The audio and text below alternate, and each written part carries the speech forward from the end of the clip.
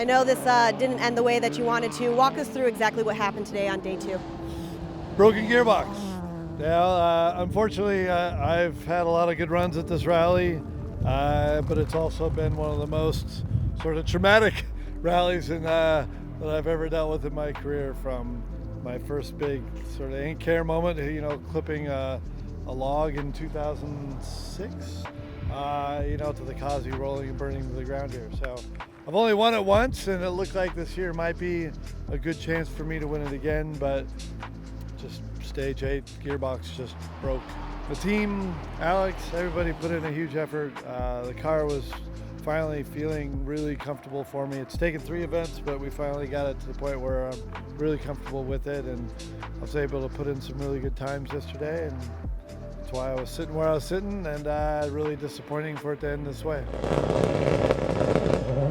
We had a chance to talk to Jax this weekend as well, somebody that you brought on for the team. Overall, how do you feel about Jax and how he did this weekend? Even, had some issues today with like everybody else. Yeah, I mean, the kid's 16 years old, and like the amount of maturity and experience and driving ability he has is really quite impressive. So, to come into a rally like this, one of the hardest in our championship, and just get thrown in there and be like, here's a quick car, go for it. He did really well. Had a little bit of an error yesterday with not turning the anti-lag on one stage, and started conservative and built up speed. Had a couple 7ths overall.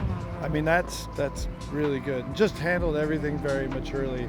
He had a couple errors today that are just typical rally stuff, and it is what it is. Some notes that he knows he needs to change, but I mean, it's the first time he wrote notes and then drove to them. So, for him to be sitting where he was sitting last night, I was really impressed. So I was already impressed with the kid anyway, but then to come out and drive the Kazi and do so well, he damaged a little bit today, but all that's repairable.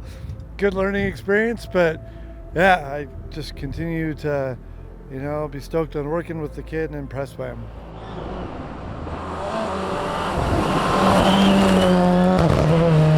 So started this morning really strong on the first stage. We were pushing hard, trying to keep up, make a couple positions up, and had a little mistake. Just coming in from a really hot section down to a 4 left Titans, missed the Titans, went off a little bit. It just some small trees, didn't hurt the car too bad, just cosmetic stuff. But yeah, we were able to keep going. Ended up getting stuck, got help from some guys out there, but kept going, got about 2 or 3 more stages done, and then started losing the transmission a gear at a time, and ended up on the 3rd stage of the day. Lost the trans completely, stopped, got the truck to come get us, and that's where our day ended today. So going from having to be just fractions of seconds perfect in every corner to be able to compete, it's a big difference. So I missed that Titans trying to keep up with the full speed, and little mistakes like that end up costing you your day.